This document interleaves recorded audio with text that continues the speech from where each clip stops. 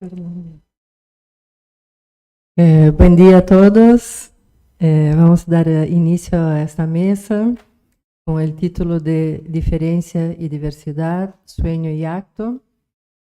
Y primeramente me gustaría agradecer a la Secretaría Científica por organizar esta mesa tan interesante con esa temática que siempre nos encanta.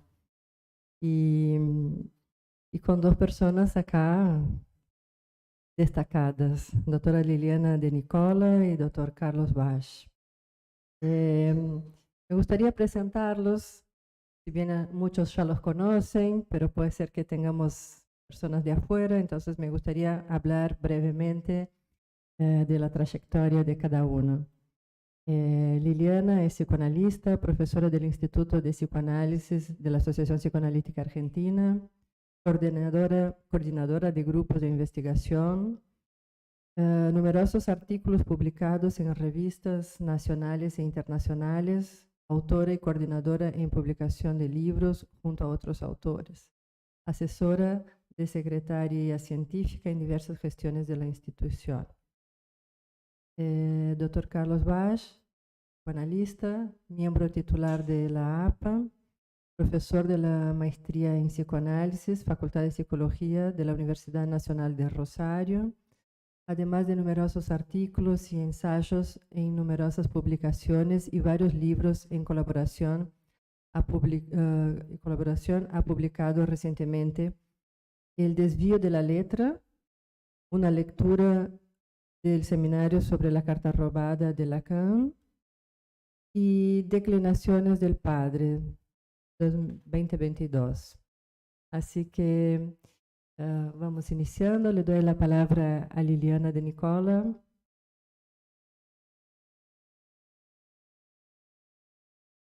¿Sí? Voy a empezar leyendo y comentando, viendo tema que realmente me gustó mucho. Me parece que había que reflotarlo este tema, sacarlo nuevamente a luz, porque quedó un poco aislado, ¿no? Bueno, yo puse acá.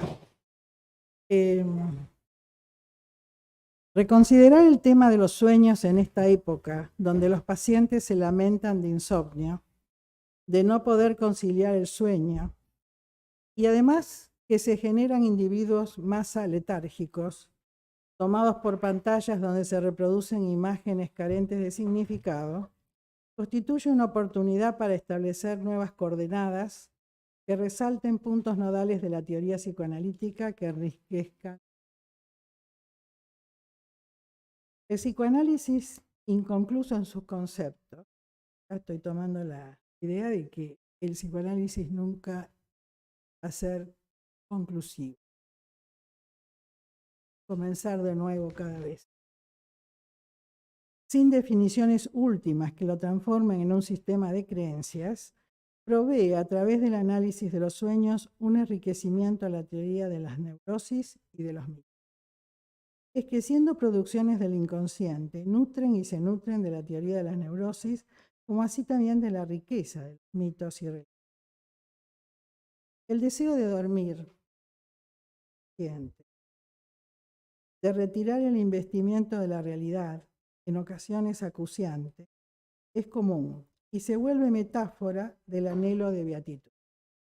Viene a nosotros la frase de morir, dormir, dormir, tal. El acto de soñar hace al dormir un vivir que lo diferencia del morir. El sueño lo considera Freud como acto psíquico de pleno derecho, con lo que afirma que algo se realiza sin que lo sepa el sueño. Algo se produce, se realiza mientras duerme.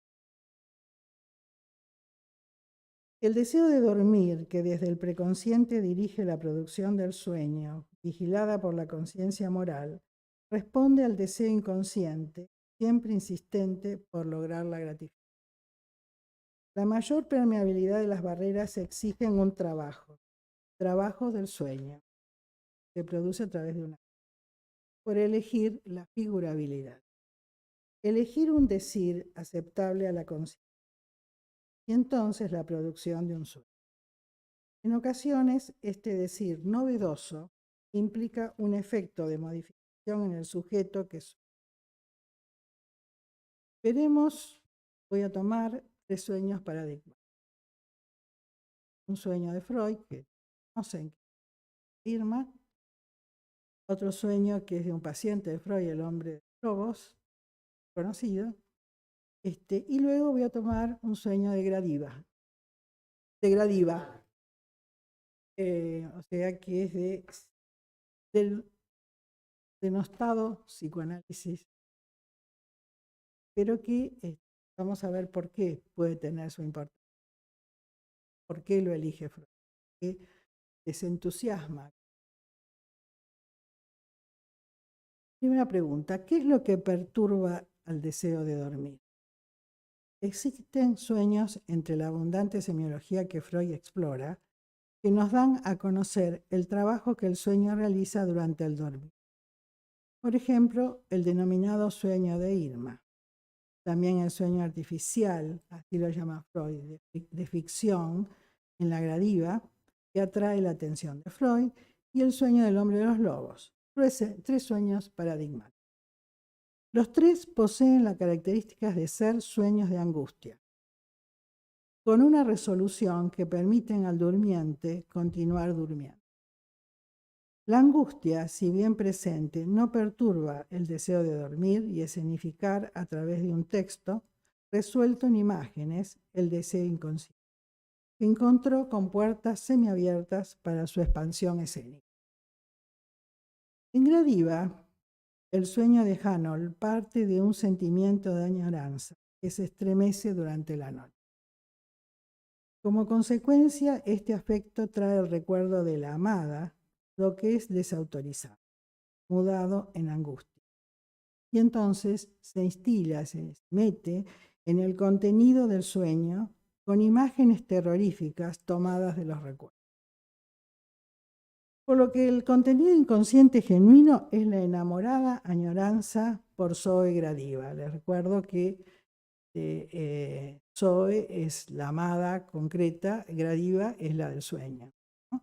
La que sustituye a Zoe como una forma de poder pensar sobre Zoe sin que aparezca ese erotismo tan rechazado por el personaje de ficción Thomas Jensen.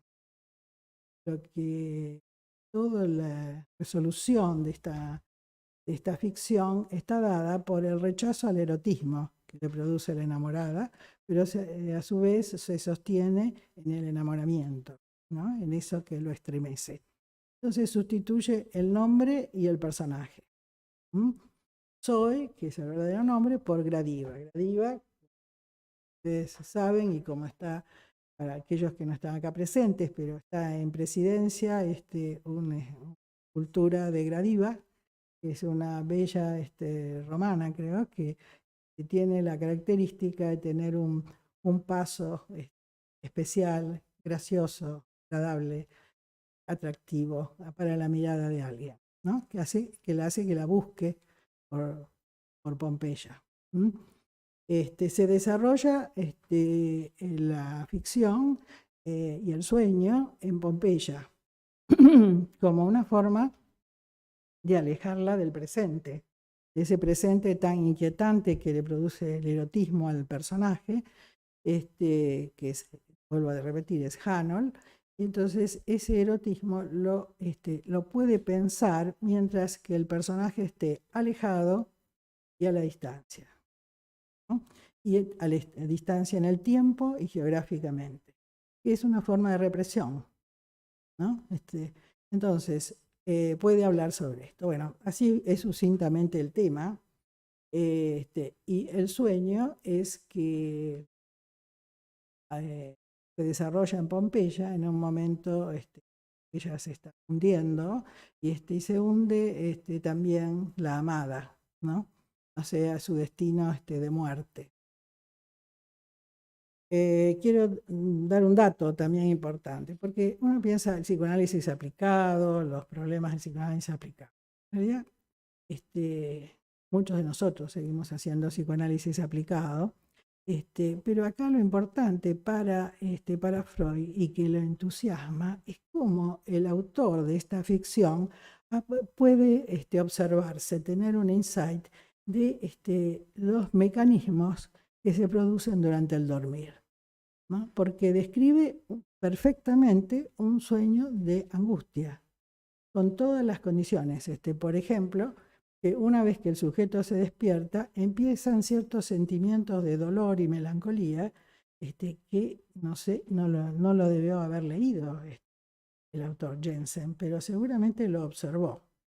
Freud ya también estaba muy entusiasmado con su sueño de inyección de Irma, donde decía, me sorprendo del insight que he tenido. La autoobservación, que es distinto de la autoreflexión, dice en un capítulo de interpretación de los sueños, la autoobservación permitió tanto al autor de la ficción como a Freud, que desarrolla toda la teoría psicoanalítica, pensar los mecanismos que se producen durante el dormir, ¿no? Entonces, ahora vamos digamos, a reducir más el concepto de acto psíquico, pero digamos, que se produce durante el dormir, ¿no? Es decir, sin que se dé cuenta el sujeto, y que le permite sortear los momentos de angustia, que yo diría, por lo que he revisado y por lo que he visto en la clínica, que siempre hay angustia durante el dormir. Pasa que a veces se resuelve con un sueño, a veces no se resuelve con un sueño, entonces se despierta, ¿no? De paso, quisiera también decir que me he puesto a pensar sobre algo muy común en este momento, que es la investigación de la apnea del sueño. Si no es un ataque de angustia a veces, más que, ¿no? Entonces se hacen una serie de estudios de tipo orgánico, pero sigue y sobrevive la angustia. Me parece que amerita investigar eso, punto de investigación. Bueno,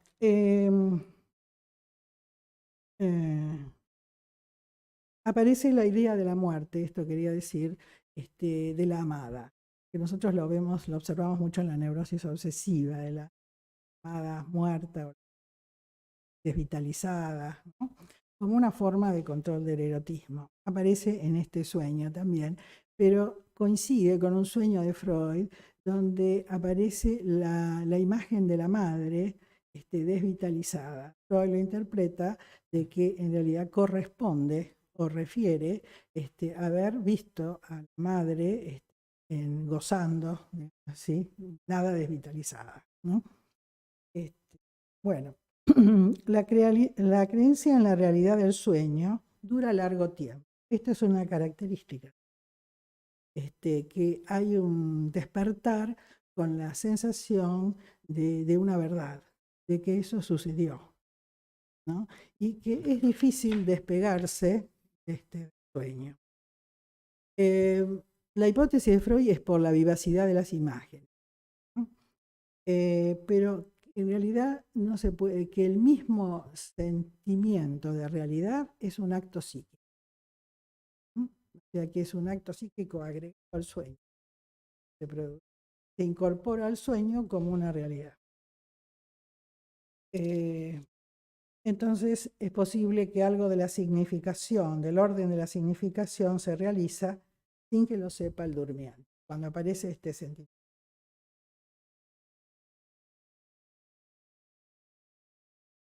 El sueño de Irma, ustedes ya conocen, es paradigmático realmente, finaliza con una fórmula, que no se trata de una fórmula para entender los sueños, ¿no? Sino que es una combinación silábica que está diciendo, la palabra es multívoca, ¿no? Bueno, recuerdan que es la trimetilamina. Creo que fue Lacan el que dijo, si no me equivoco, que tiene que ver con composición del esperma. Esto es otro elemento también que encuentro en las neurosis de angustia, que son la referencia sexual. Hay una referencia sexual y de posición frente al otro de la sexualidad, en los tres. Y en los tres aparece la angustia de castración. Angustia aparece. Esto también son las discusiones que tiene con Fliess acerca de la sexualidad, en fin, toda la influencia. Pero Freud logra un nuevo conocimiento en la palabra, con lo cual se debe haber producido una modificación en él con este sueño, que comienza con una investigación de la mujer. Él se mete a mirar en la garganta, en esas profundidades de Irma. Comienza preguntándose algo sobre la mujer, sobre la sexualidad. Después se aparece más un deseo preconsciente de desculpabilizarse, y después finalmente termina con la fórmula escrita. Trimetilamina. Digamos ya afirmando, el deseo de dormir se encuentra resguardado en cuanto el deseo inconsciente logra una representación. Si este deseo inconsciente no logra representación, la angustia sobrevive, subsiste, y entonces el sujeto se despierta. También se lo considera a este sueño un sueño de autorreferencia. A mí me parece interesante, algunos autores lo han tomado. Concierne al sujeto que está soñando. Sueña sobre el enigma de los sueños. Por eso se lo llama performativo, porque es como cuando uno jura, está haciendo el acto de juramento, pero al mismo tiempo jura. Entonces, Freud sueña sobre el enigma de los sueños. Entonces es un sueño performativo. Bueno, y es de autorreferencia, evidentemente. Observemos que en los tres sueños se construye sobre un grano de sexualidad, donde lo femenino constituye aquel interrogante freudiano de qué es lo que quiere una mujer. Desde la activa exploración freudiana que muestra el sueño en la garganta de Irma, a la condición de amor de Gradiva, recordemos este paso de Gradiva como una acción para el motivo erótico, y la contemplación de la escena primaria en El hombre de los lobos, refieren estos tres sueños donde la angustia puede hacer vacilar el dormir. La angustia podemos decir que se halla siempre en los sueños, ya que lo ominoso, lo real, puede ser tocado en más. Más o en menos permite una discriminación con la pesadilla. El poder tocar lo real apenas como tocar los signos de percepción que Freud menciona en la carta 52, ¿no? Donde queda excluido el objeto, es en la huella mnémica, queda como representación. Queda como representación, entonces a veces la pesadilla tiene un poco de sueño, una fracción de sueño muy pequeña que tiene que ver con los signos de percepción. Mientras que ya si lograra varias representaciones, tendríamos un sueño. Bueno, no quiero meterme más en la pesadilla porque sé que Carlos va a tomarlo quizás más. En el sueño del hombre de los lobos se activa la escena primordial con el mismo efecto que fuera una vivencia reciente. Es decir, que la escena produce efectos posteriori. Esto es bueno recordarlo, ¿no? Que es la relación con el trauma. Hubo un trauma y hubo un lapso de tiempo y después se logra una significación. Otra cosa importante es que esta significación no es que ahí termina la significación, con esa significación del sueño, sino que continúa durante a posteriori de los años de este paciente, de los lobos. Yo creo que la palabra acuñación de un significado es la mejor porque es como si pusiera un sello al trauma. Y ahí comienza la significación. Y la posible entrada y llegada a un orden simbólico. Por eso es tan importante este sueño del hombre de los lobos. Los lobos, donde estos muestran algo del orden de la castración, con sus largas colas y la mirada fija, que remite a la propia contemplación del niño de los activos movimientos de la pareja en cópula. El trauma logra una significación que permite seguir durmiendo y una modificación de la experiencia traumática, por lo tanto, una alteración en el psiquismo del sujeto. La pulsión de ver logra un tope en la mirada de los lobos que se dan a ver, y la mirada no cae entonces en una inquietante infinito. Es un tope que la mirada de los lobos ponen que aparece en el sueño. La escena es activada cuando surge el deseo de establecer una relación simbólica con el padre, mediatizada por la expectativa de recibir un doble regalo el día de su cumpleaños. Esto se juega en una reflexión narcisista donde es él que sueña y es el otro. Es un espejo donde va a verse a sí mismo mirando. En el plano del yo elige la posición activa, mientras que conserva la posición femenina inconsciente. La escena genera una impronta que no fue integrada al sistema globalizado. No alcanza la significación solo cuando el hombre de los lobos avanza desde lo imaginario hacia un mundo simbólico. La represión, Freud la ubica recién a la edad de 4 años, desde el momento inicial. El segundo sueño en Gradiva corresponde a una obra de ficción, pero es ejemplar en cuanto coincide con los descubrimientos que logramos a través del análisis de los sueños de nuestros analizantes. Me refiero al trabajo que el psiquismo realiza, del cual el sueño es un producto. Muestra un saber de la actividad inconsciente por parte del autor de la obra. Cómo el personaje vive en un sueño, reproducción de tantas situaciones. Los neuróticos vivimos dormidos. Un dormir durante la vigilia que se hace insomnio durante la noche cuando se requiere un dormir reparador.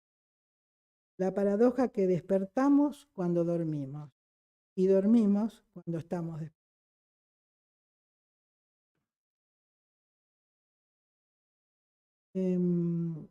Quería agregar algo más de Gradiva, no sé si tengo. ¿Sí? Un inefable desasosiego del personaje lo impulsa a viajar luego. El sueño mismo había sido un intento de respuesta por el paradero de Gradiva. Y a buscar a Gradiva. La comunicación del sueño. ¿Qué comunica el sueño al Freud lo saca esta frase? Ella vive en el presente y en la misma ciudad que tú. Le comunica eso al sueño. Como a Freud le comunica una fórmula. O como también el hombre de los lobos, digamos, puede poner algunas palabras a la angustia de castración. Entonces, ella vive en el presente y en la misma ciudad que tú, recibiría una confirmación irrefutable ante la cual su renuencia interna se habría quebrantado. Era renuente, sabíamos, por su problema de sexualidad. Necesitaba lejos, a distancia. Pero el sueño le dice, le informa que está ahí mismo, cerquita. Entonces se quebranta su resistencia al erotismo y activa el consiguiente impulso de huida de la amada corpórea y presente. Tiene un impulso. El sueño se continúa en un impulso. Ahí tendríamos un acto de otro tipo, porque no es un decir, sino que está en la orden de el compromiso muscular. Entonces es diferente al acto psíquico Eso creo que habría que diferenciar también. También Gradiva, el personaje, da vueltas y termina finalmente frente a parejas felices. Es decir, que lo interesante es que también, como el sueño del hombre de los lobos, aparece la escena primordial que él está evitando, ¿no? El despertar de la noche se produce con la aparición de la angustia, que es la que lleva al despertar. Un despertar que en ocasiones, que denominamos pesadilla, ¿no? Los ojos se abren y ya difícilmente volvemos a dormir. Podemos considerar a ciertos episodios de apnea, ya lo dije antes, como ataques de angustia, donde el terror, que es el afecto que está presente en relación a este despertar, no es el miedo, es el terror. Digamos, podemos relacionarlo con la descripción que se hace en el mito de la horda primitiva de esencia del padre, que produce terror, no produce miedo. Además hay otra cuestión en el sueño del hombre de los lobos, que es que la mirada de los lobos es fija. La mirada del amo no mira a los costados, mira fijamente, no mira a la derecha ni a la izquierda, refiero a la cuestión política, sino que no mira ni hacia la derecha ni hacia la izquierda, mira hacia el frente y no mueve, una mirada fija. Y esa es la que tienen los lobos, o sea, la mirada del amo. El acto de producción del sueño se ha visto afectado luego del episodio que desde nuestras perspectivas se trata de un ataque de angustia, reanuda entonces el sueño. Voy a tomar un ejemplo que me relataron clínicamente. El hijo despierta a la madre acerca de estos episodios de apnea, ¿no?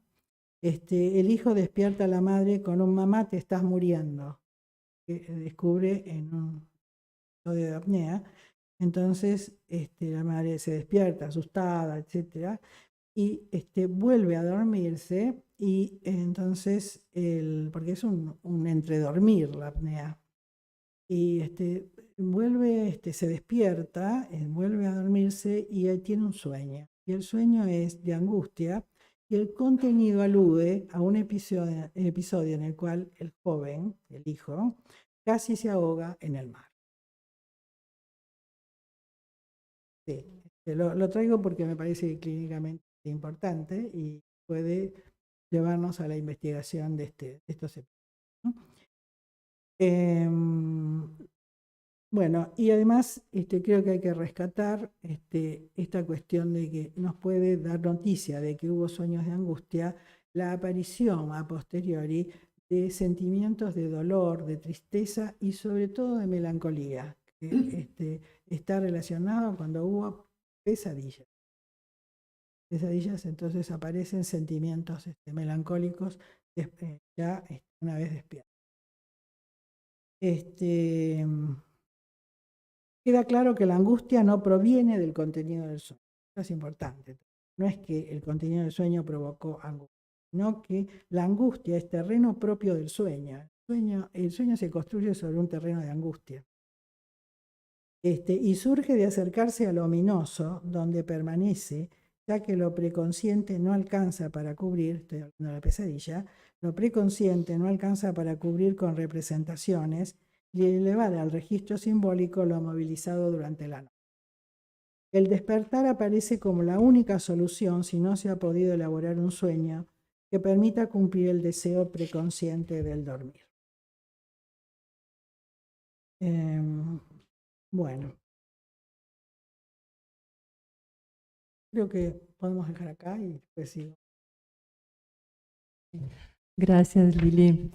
Paso la palabra a Carlos, entonces. Muchas gracias. Bueno, un gusto grande estar aquí compartiendo esta actividad, como de costumbre. Particularmente respecto de este tema, coincido con lo que dice Liliana, que es un tema muy importante. En este caso, no tan retomado últimamente. Y seguramente voy a tocar muchos de los puntos que tocó Liliana de un modo tan pertinente, tan interesante. Seguramente habrá algunas superposiciones, cruces, acaso con alguna perspectiva que pueda poner en valor todos estos temas, ¿no? Se trata del abordaje de los sueños en análisis, particularmente la franja que va de los sueños de angustia al despertar abrupto tras la pesadilla, cuando el entramado representacional, a partir del relato del sueño en transferencia, toca una franja que se hace opaca a la simbolización y produce el despertar ante la inundación de angustia que desborda la señal de alarma. Una angustia que desborda ese cauce habitual que es la señal de alarma. Una circunstancia a la que Freud refiere como ruptura del compromiso entre los diferentes sistemas psíquicos, de modo que el sueño deja de ser guardián del dormir. En perspectiva de Lacan, podemos referir esta situación a la vacilación de la falta de lo representable que subtiende al fantasma neurótico y al entramado combinatorio del trabajo del sueño, plasmado en la escena onírica, que deja al sujeto sin concatenación simbólica en que sostenerse. Queda más y más reducido a puro objeto, con las consiguientes concomitancias de afectación del cuerpo real. Situación durante el dormir de algún modo comparable a lo que acontece en la vigilia, cuando por insuficiencia del horizonte fantasmático, la escena del mundo vira al acting out y o al pasaje al acto. En la medida en que enlaza lo onírico a la experiencia del fracaso de su función de guardián del dormir, cuando las coordenadas simbólico-imaginarias que lo posibilitan entran en insuficiencia, la pesadilla no sería estrictamente hablando un sueño. La irrupción de angustia excede la función señal de alarma, malogrando el trabajo del sueño hasta afectar el miramiento por la figurabilidad. La cosa irrepresentable se presenta entonces sin mediación retórica, sin representación. En su obra canónica La pesadilla, de 1931, Jones subraya el valor que durante el dormir pesadillesco adquiere lo que él denomina fantasía de opresión, Druckgeist en alemán, a la que caracteriza a dicha fantasía de opresión como el elemento más antiguo del espíritu del mundo del que haya rastro alguno. La describe esa fantasía de opresión, Jones, como opresión en el pecho causada por obra del íncubo, figura demoníaca que poseía a las mujeres en mitologías antiguas, o algunos de sus sucedáneos, sobre el cuerpo del durmiente, a modo de marca distintiva de la irrupción de angustia en el sueño, relativa en última instancia a lo que él consideraba realización de deseos incestuosos. Esto sería retomado 30 años después por Lacan, remitiendo la pesadilla con resonancia de aquella formulación de Jones a lo que designa Lacan como la experiencia ancestral de edades antiguas. Esto es del Seminario 2 de Lacan. Con el agregado, a propósito del llamado sueño de la inyección de Irma, de lo que designara Lacan como punto de acmé. Punto de acmé. Ustedes saben, el acmé es en las enfermedades ese punto de resolución donde algo tira hacia la mejoría o en cambio hacia una situación ya sin solución.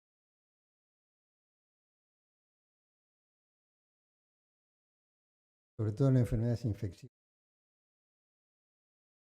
Entonces, el punto de acmé en el sueño sería el cruce entre acontecer onírico e irrupción de angustia en proximidad del despertar, cuando el sujeto, dice Lacan allí en Seminario 2, se pierde en relación a un real más allá de toda mediación imaginaria o simbólica, haciendo objeción, por lo tanto, a la función del sueño como guardián del dormir. Así, si lo ancestral, propio de edades antiguas, remite a un real más allá de toda mediación imaginaria o simbólica, el fantasma de opresión descrito por Jones refiere a algo que en términos estructurales excede a las coordenadas del fantasma. Pone de relieve un real que no admite mediación, figurable a lo sumo, al límite de lo representable, Jones, como coito incestuoso. En su abordaje del fantasma neurótico como entramado escénico organizador de la realidad psíquica, Lacan, en el Seminario 10, se vale de términos tomados del sueño de los lobos, el conocido historial freudiano, un sueño que vira a pesadilla. Al modo de la ventana que se abre en dicho sueño, el fantasma enmarca un más allá de la combinatoria simbólica, un eso real que se da a ver sin dejarse empero simbolizar del todo, de modo que así umbilicada en un imposible a la representación, la concatenación simbólica da soporte al principio del placer-displacer, haciendo del goce en pérdida causa de deseo. Desde luego, la percepción del mundo por fuera de todo marco fantasmático no es algo posible para el ser hablante, cuya relación constitutiva a la demanda lo sitúa en la franja que va de los modos más estables de realidad psíquica como escena del mundo a sus descompensaciones sintomáticas y de estas a los signos de inminencia de su colapso. Cuando esto último acontece en la vigilia, irrumpe la vivencia de un Heimlich, que en el marco transferencial se trasunta habitualmente como acting o pasaje al acto, y el correlato durante el dormir es el viraje al desborde de angustia y la pesadilla. Recordemos algunos lineamientos mínimos del contexto que recordaba recién Liliana, en que acontece el sueño de los lobos. El análisis había arribado a ese punto traumático de reactivación de la escena primordial que Freud construye a partir del relato del sueño repetidamente soñado desde su ocasión inicial. Cuando el paciente, a punto de cumplir 4 años, se fuera a dormir con la experiencia de recibir dobles regalos, de cumpleaños y de Navidad, dada la coincidencia de ambas fechas, de parte del padre, con su implicancia de deseo de recibir de éste una satisfacción sexual, reactivando la huella previa de su observación de la escena primordial, presumiblemente a la edad de N más año y medio, cuando por padecer malaria, una enfermedad estival, de ahí la presunción de los 6 meses tras su cumpleaños, había compartido el dormitorio de los padres, dando lugar tanto al sueño devenido pesadilla como la ulterior fobia de ser devorado por un lobo. El señor Wolf había sido un maestro de latín que Freud ubicara como sustituto paterno. Solo al desplegar sus latencias en el espacio asociativo de la transferencia, el sueño repetidamente soñado desde la infancia fue enhebrando el borde del vacío de representación donde Freud habría de asentar lo primordial por vía de construcción. Eso, frente a lo cual, en su momento, el soñante no encontró entramado simbólico en que sostenerse. De modo que toda representación, el árbol con sus ramas, los lobos con sus colas, orejas y bocas abiertas, etc., se fue desvaneciendo hasta quedar solo la mirada fija de los lobos, último borde de lo visible en el instante previo al despertar, ya sin regulación significante, ya sin velamiento alguno.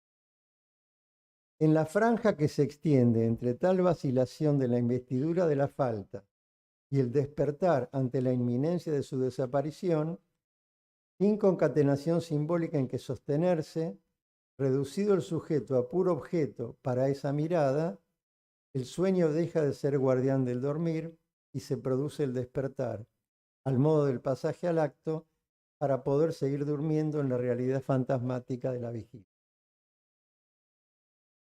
Se advierte la vía transaccional que así queda delineada. Entre la tendencia a satisfacer completamente al gran otro, realizar su goce, entendido esto último como el imposible cierre de la brecha entre la palabra y la cosa, y la tendencia de preservar en el gran otro, alguna opacidad sin la cual el deseo tiende a colapsar, el fantasma supone un límite a la satisfacción. Ilusionando un objeto a ceder a la demanda del otro, apunta a mantener el goce en los cauces del principio del placer-displacer, en el horizonte de la falta fálica. Una satisfacción con pérdida de satisfacción por la inscripción de la marca de imposibilidad de toda plenitud de satisfacción sin resto. Por la marca de imposibilidad del incesto, por ende, podríamos agregar, de la palabra con la cosa. Comparando el sueño de los lobos con el de la inyección de Irma, a propósito del punto de acmé, advertimos que si en el de los lobos el acmé condujo a la pesadilla y el despertar, en el de la inyección de Irma, el soñante, Freud, no solo no despertó, porque era un duro, según cita Lacan a Erickson, un analista norteamericano, no despertó porque era un duro, como John Wayne en los westerns, tough guy. No solo no despertó, sino que tras atravesar la angustia ilustrada por la mancha blancuzca al fondo de la garganta de Irma, continuó soñando hasta acceder a lo que allí Lacan caracteriza como la asamblea de los otros.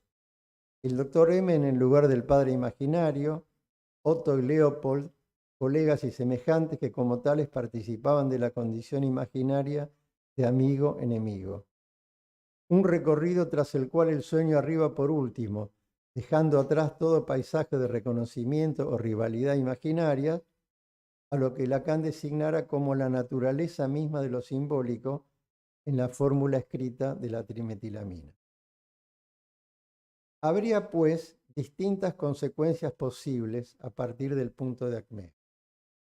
Ante la emergencia de un real que interpela, al modo del sueño, Padre, ¿no ves que estoy ardiendo? Cuando la pregunta que interpela al Padre en su falta, diríamos, está que arde. Allí donde la insuficiencia de la concatenación simbólica hace colapsar la escena imaginaria, ese real puede o no ser acotado. Acorde a las vicisitudes propias de cada horizonte transferencial, permitiendo o no al sujeto sostenerse en la marca de pérdida de goce, dando lugar ya sea a la descompensación fantasmática que lleva a la pesadilla o desencadenamiento de angustia en perspectiva de acting out o pasaje al acto, o bien a una nueva posición del sujeto con valor de acto.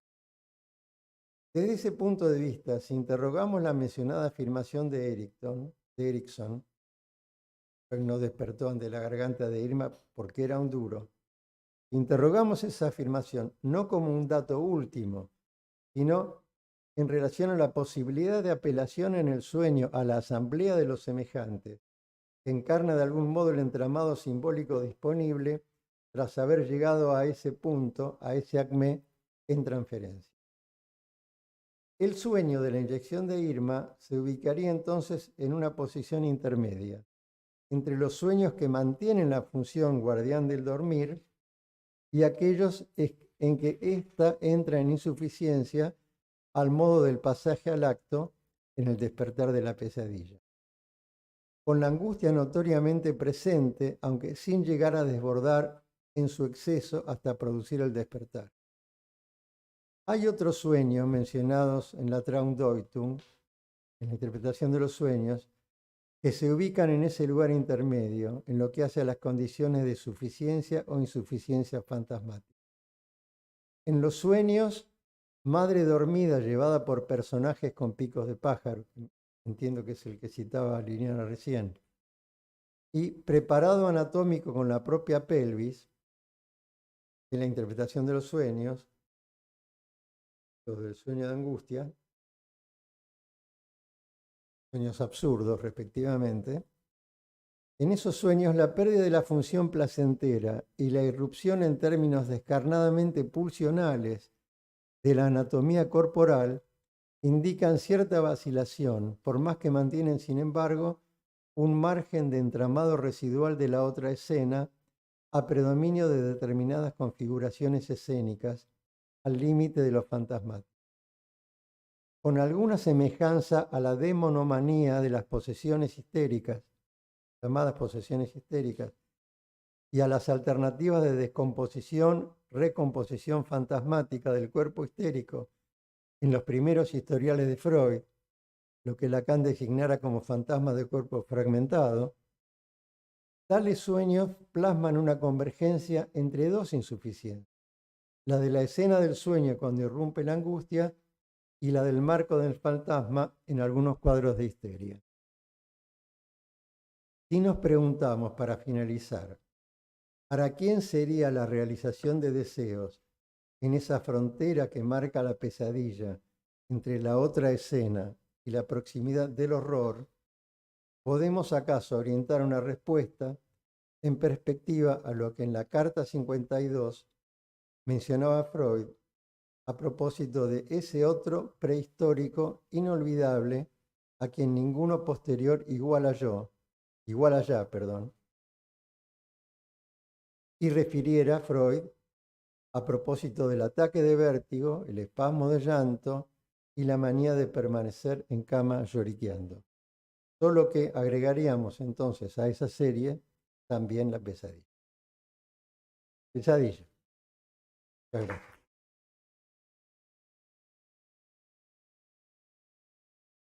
Muy bueno, gracias Carlos. Bueno, dos ponencias muy interesantes que de alguna manera se complementan y me parece que da bastante para charlar. No sé si de los presentes acá les gustaría comentar algo. Tenemos una pregunta en YouTube. Guille, no sé si acá en el Zoom también, pero paso la palabra a nuestro público acá.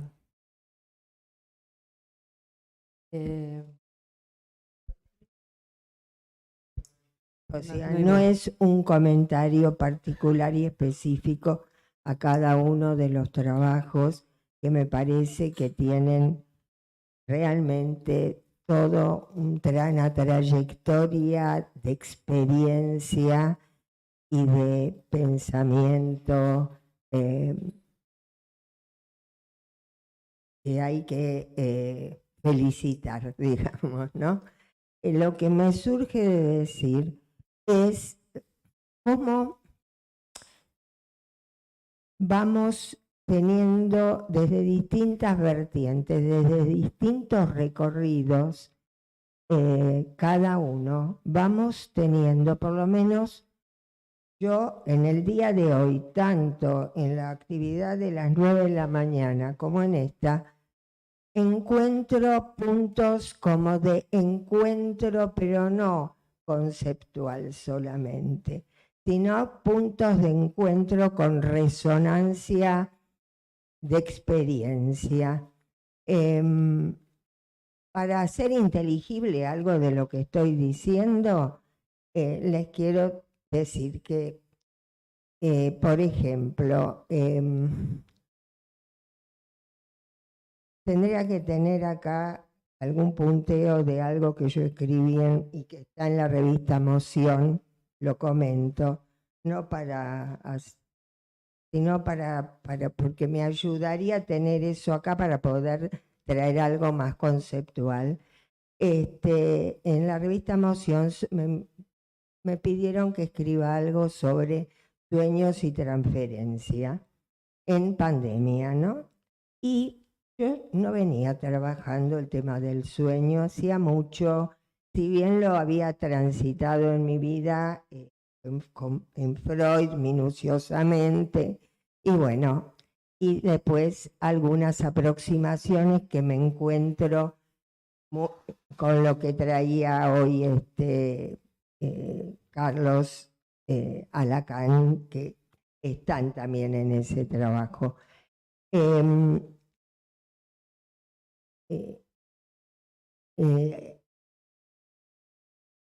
Quiero citar eso y para plantear dos cosas que me surgen ahora que puse ahí.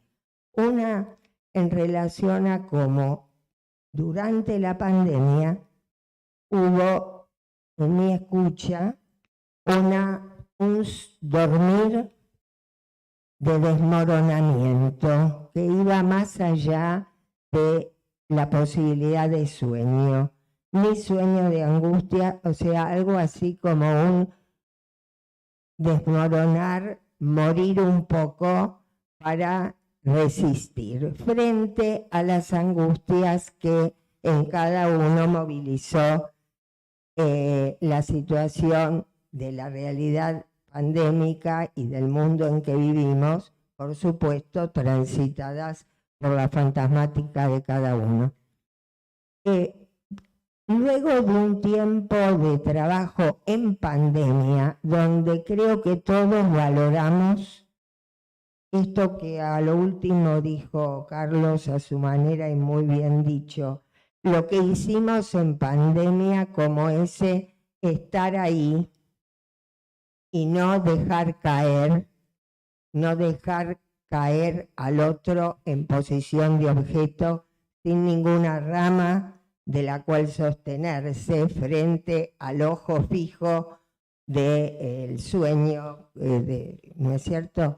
Eso que pudimos hacer, ese sostener las transferencias, ese sobrevivir en transferencia, ese seguir trabajando con aquello que sentíamos que podíamos encontrar para enhebrar algo de lo simbólico en cada uno de nuestros pacientes.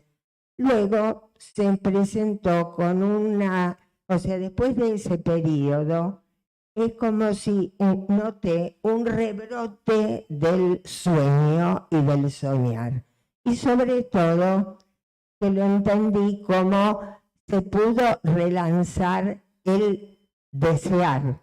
O sea, se había desmoronado, no era problema entre deseos. La función del desear, como desmoronamiento simbólico, había caído. Entonces, empecé a ver una proliferación de sueños y en algunos casos de una represión muy, muy intensa, una proliferación de sueños eróticos que solo pudieron manifestarse en el sueño, pero que se inauguraron ahí. O sea que ahí pudo representar algo del deseo, claro, estaba impedido por la realidad externa, pero bueno, les quería traer esto, les quería agradecer. Creo que el tema del sostenimiento, que desde Winnicott, que es este autor con el que yo establecí transferencia, hay una riqueza que siento que se está rescatando y nos vamos encontrando en algo de ese punto. Bueno, que tiene que ver con un sensible pensar, una escucha sensible que acompaña la escucha del significante. Bueno, disculpen porque me disperso, pero me cuesta acotar, pero quería decir. Bárbaro, Noemí. Paso la palabra a Lili, que quiere decir algo.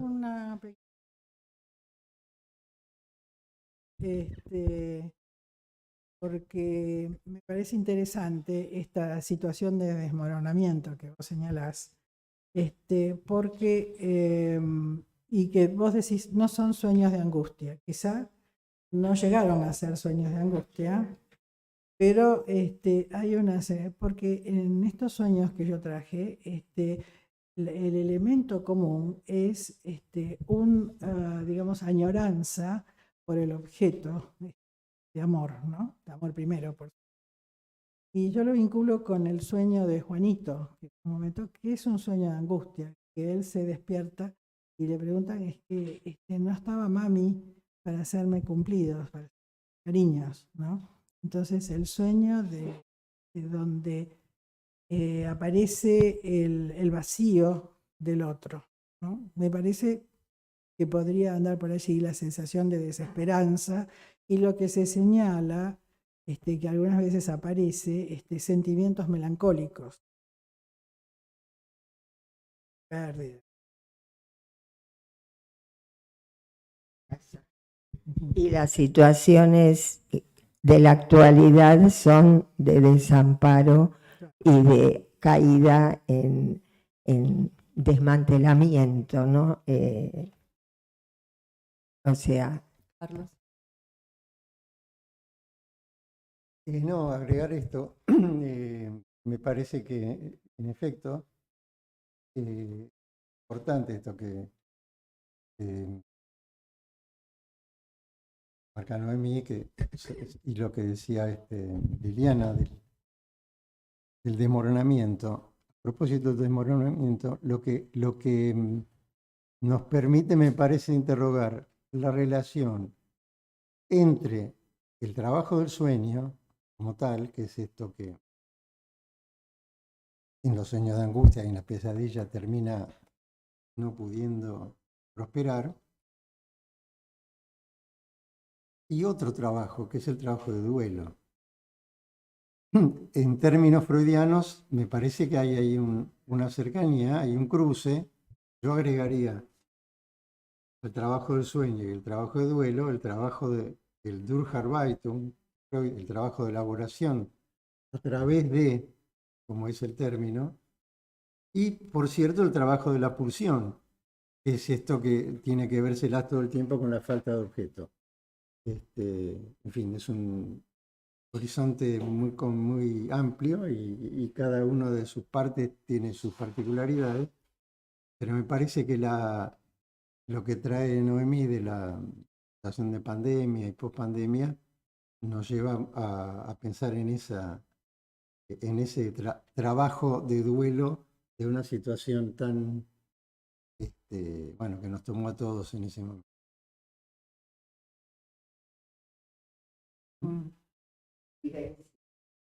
Claro, y que tiene diferencia en cada sujeto, ¿no? Es singular eso.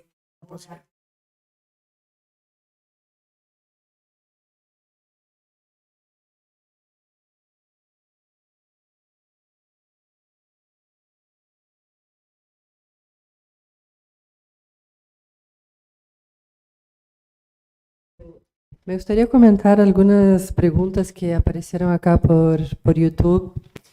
Primeramente, muchas felicitaciones y saludos con el grupo que nos acompaña desde YouTube. Shisha Zafore felicita a los dos, comenta lo interesante que es lo que trae Lili sobre el tema de la apnea en el sueño y su posible relación con la angustia y la melancolía. Y Shisha pregunta también a Carlos si podría ampliar el concepto que trae de punto de acme, cuando el sujeto se pierde en lo real sin mediación simbólica ni imaginaria.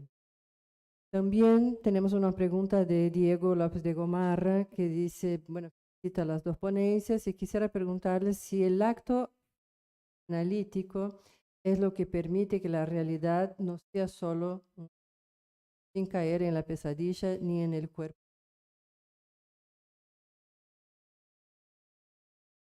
Paso.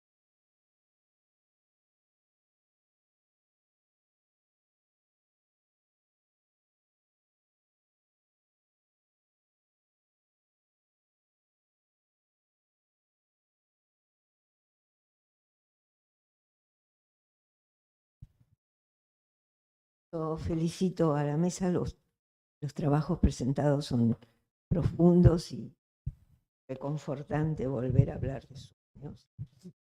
Escuché muy poquito lo que va a decir. Pero la referencia a la pandemia, es verdad, todos hemos sufrido eso. Yo tuve la suerte de que la mayoría de mis pacientes en ese momento eran pacientes de mucho tiempo y de altas frecuencias de sesiones. Entonces, era más fácil sostener el análisis en estas circunstancias dificilísimas y agravadas, además por la situación. Pero aparecían sueños. Ahora, me alegró mucho tu presentación de los sueños eróticos, porque eso es vida, cosa que yo no escuché mucho en la pandemia, pero es bueno saber que siempre hay algo de vida y que nos sostiene a todos en las condiciones más terribles que ha pasado la humanidad y que sigue pasando. Bueno, otra cosa que quería decir es una pequeña cosa que vos decías, Liliana, en tu trabajo. Esta mamá que sueña que su hijo se ahoga en el mar. Esto realmente me parece que es una señal de que una de las causas de la apnea del sueño puede ser haber tenido una vivencia intrauterina de deseo de ahogar al hijo de la madre. Como una idea para pensarlo frente a pacientes con apnea del sueño. Yo no tuve. Y una tercera cosa que se me ocurrió de todo lo que se dijo, que es muy rico, es cómo la humanidad ha pasado siglos transmitiendo modelos arcaicos, míticos, de terror, para poder poner palabras, de personajes terribles como los íncubos o los monstruos, o toda la cadena de cosas que hay, pero que peor es que no haya cómo representar. Bueno, y agradezco la mesa y el gusto de estar acá. Gracias. Jorge Canteros y después Cris. Bueno, gracias a Liliana y a Carlos por escucharlos con ese detalle con que narran las cosas y esas sutilezas también intelectuales. Me parece que es tan importante, ¿no? Como los planteaste, Liliana, estos 3 sueños. Y me parece que vamos por buen camino, ¿no? Si podemos seguir también teniendo actividades como esta con distintas personas, pero me parece que es rico, ¿no? Volver a estos textos y a estos conceptos. Me pareció interesante que Liliana trajo 3 sueños. Uno creo que es el de Freud, ¿no? El de la inyección de Irma. Y me parece interesante tomarlo, ¿no? Lo que trae él en eso. Y pensaba en lo de la valentía, ¿no? Freud en realidad escribe este sueño, ¿no? Bueno, todos, pero bueno, recordarlo, lo trae luego de haber sido, por ejemplo, por los amigos que le habían dicho que Irma estaba mal, ¿no? Y entonces él se acuesta preocupado porque su profesor, de alguna manera, a quien seguramente le había derivado Irma, le iba a acusar de alguna manera de que Irma realmente no se había curado, porque él le había, bueno, no sé si le había dado el alta, pero su análisis había terminado. Entonces, en esa preocupación, pensando que al día siguiente iba a tener que escribirle a este profesor, o lo hace esa misma noche y se acuesta a dormir, a la noche lo hace, le escribe a su profesor para decirle su informe, por decirlo así, formal, y aparecen ahí entonces los 3 colegas, ¿no? Entonces, en el tomo 2 de las obras de Lacan, seminario 2, unas referencias muy, muy interesantes al respecto de esto. Pensaba en ese sentido que las referencias que hace Lacan me parece que tiene relación con lo que decía Carlos, ¿no? De cierta valentía de Freud. Que Freud, este sueño es un sueño de respuesta a su profesor, que ya en realidad él sentía que como que quería ir más allá, ¿no? De las críticas a este profesor, y esas trimetilamina, digamos, ¿no? Que es lo que aparece como escritura. Muchos lo interpretan de distintas maneras, ¿no? Pero en principio hay algo que esa trimetilamina, porque también están los 3, que eran ellos, los 3 médicos, ¿no? En lo que él estaba gestando, pero hay algo que podríamos decir que anuncia ahí la creación del psicoanálisis. O sea que la respuesta de él es, yo lo que voy a hacer es otra disciplina, ¿no? con el tríptico, digamos, ¿no? Yo, ellos, super yo, en fin, todos, ¿no? Me parece que ahí está un germen del descubrimiento que él piensa llevar adelante. En ese sentido me parece que es valiente, como tanto por la respuesta al profesor, sino como un acto creativo, ¿no? que él se propone.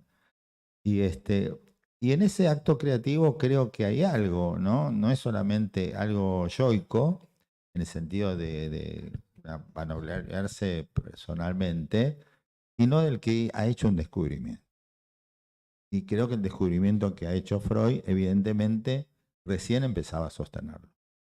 Y ahí Lacan en el seminario 2 tiene una cita a pie de página que es sobre el tema de la inyección de Irma, ¿no? Y lo que él dice, Lacan ahí cita que Irma no abría la boca, ¿no? Que ese era el tema. Y entonces, nosotros lo tomamos acá con Cristina y con el grupo de pie de página, el tema de lo que nos pareció interesante de esta cita de pie de página, que todo de alguna manera, yo diría, es como un laboratorio esa garganta, ¿no?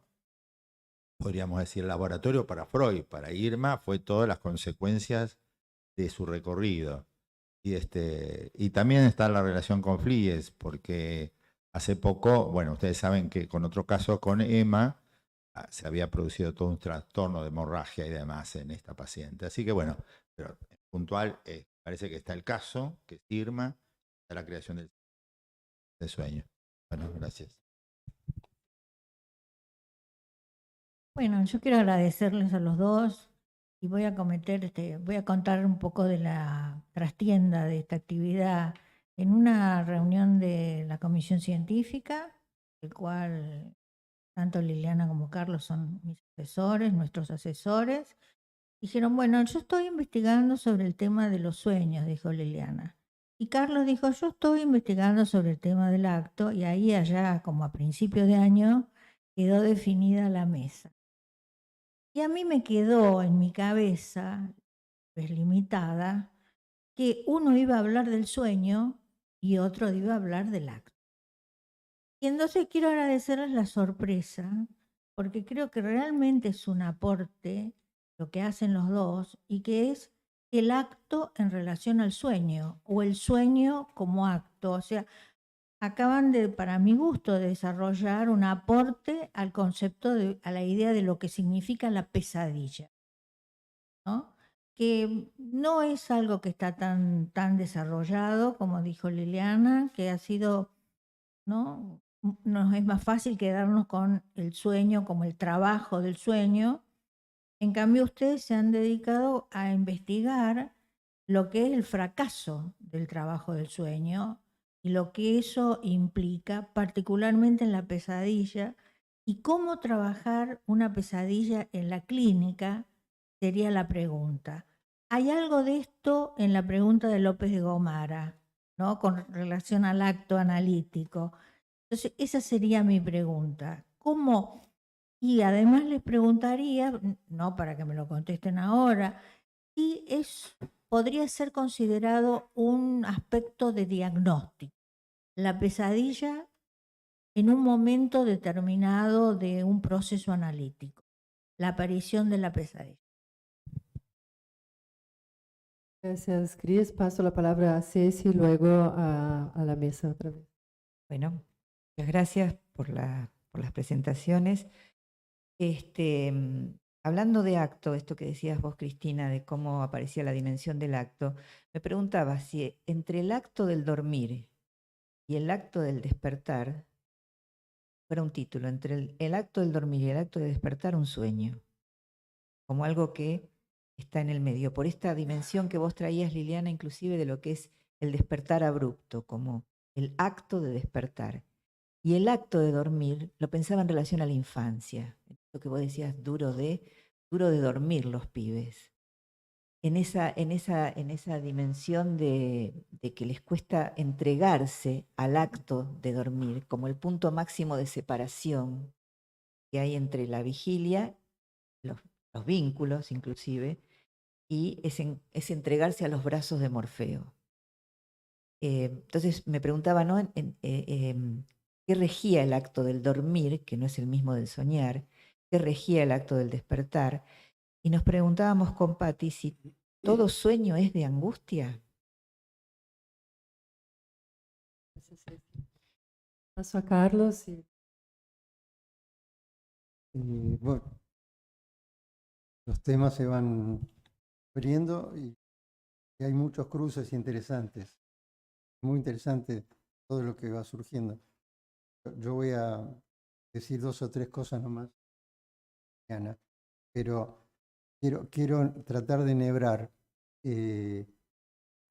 la pregunta sobre el acmé como ese punto que puede ir para uno u otro de los dos lados, ¿no?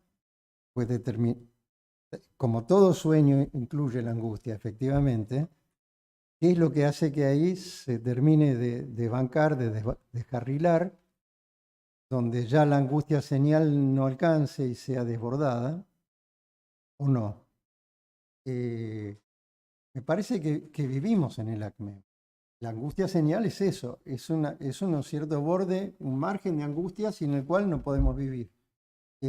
No puedes irse demasiado para un lado ni para el otro. Ahora bien, en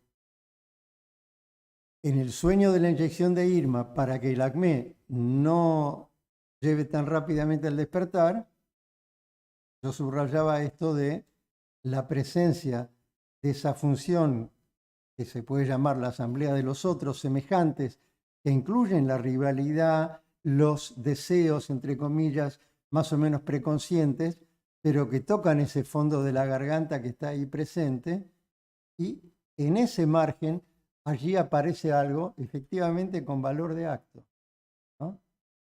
Aparece algo con valor de acto. Diego López de Gomara, Diego preguntaba si el acto analítico permite despertar.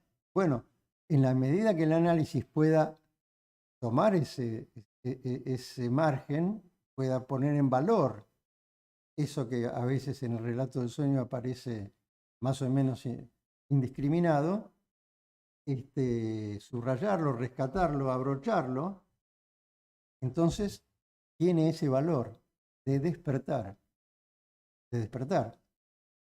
No solo despertar de la pesadilla, despertar de la ensoñación en la que estamos habitualmente en la vigilia, ¿no? Quisiera decir algo que se me ocurrió después de escuchar a la colega, no estoy seguro. Claro, ahora me acuerdo. Yo te conozco hace tantos años, pero se me había ido el... Pero no, a mí me pasa eso con los nombres y las caras. Retomando el sueño que contaba Liliana, ¿no? De la mujer que sueña con el hijo que se ahoga. Yo lo pondría, ¿qué le parece? Lo pondría en paralelo de algún modo, en oposición, en otro sentido, con el sueño del hijo ardiendo. El hijo se ahoga en la madre, el hijo arde y le pide al padre que lo rescate. Papá, ¿no ves? Entonces, efectivamente, independientemente de lo que haya acontecido o no en esa situación particular, en esa singularidad de esa madre y ese hijo, pero me parece que ahí hay un fantasma más o menos universal, y es ahogarse en lo materno. Ahogarse en el incesto como arder, ¿no? Son el agua y el fuego. Y el acto de articular esta ausencia, porque no es que ahí va a venir el analista como el padre que no ve y entonces no arde más, no.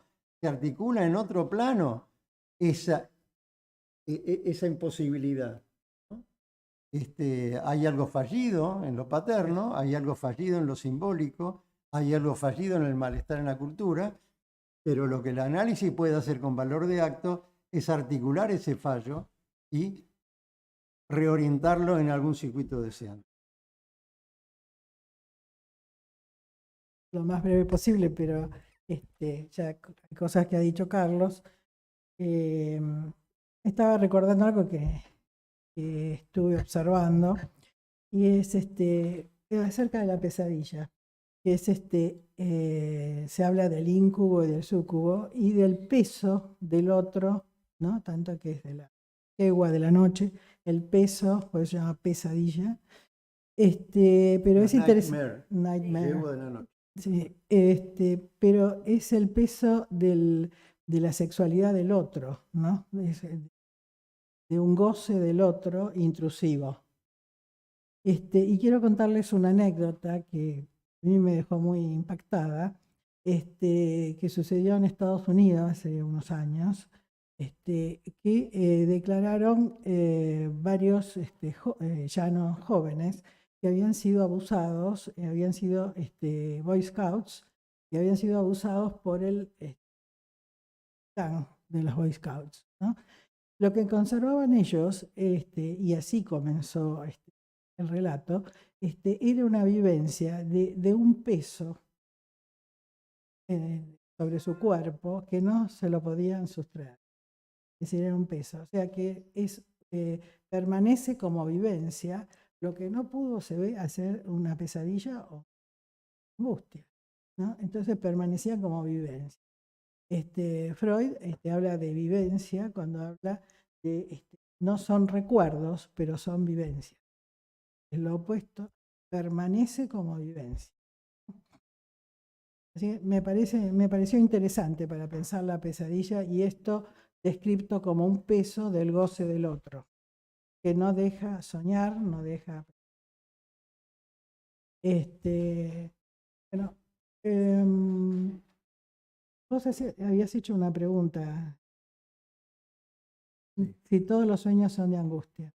Lo que pasa es que en la obra freudiana, yo lo que revisé, porque hay algo que me falta, siempre falta algo, pero él a veces se contradice y dice, todos los sueños son sueños de angustia. Y en otro momento dice, los precisa y dice, estos son los sueños de angustia.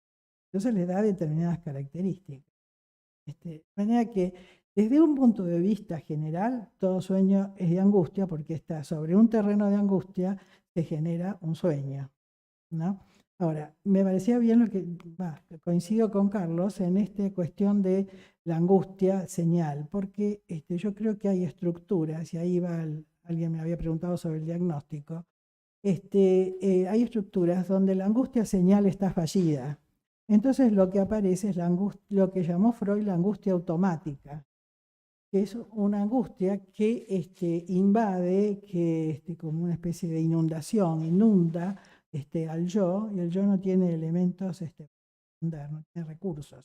Y ahí se vuelve traumática la situación y puede aparecer entonces como salida a la pesadilla. Pero no se sostiene. Es el problema. No se sostiene. Que lo dijiste al principio, que cuando dijiste el psicoanálisis aplicado, le diste ese carácter como de mala prensa. Sin embargo, pensaba que es la forma más figurable y onírica y metafórica que tenemos los psicoanalistas de poder representar algo. Claro. Me parecía como un sueño despierto, tomar la obra y hacer de eso una lectura. Ahora, otra cosa que no dije, pero me parece, ahí complementando a lo que dice Carlos, es que el analista tiene función de despertar al paciente, despertar de su sueño de neurosis. Y de letargo. ¿Cómo? Letargo. Y de letargo.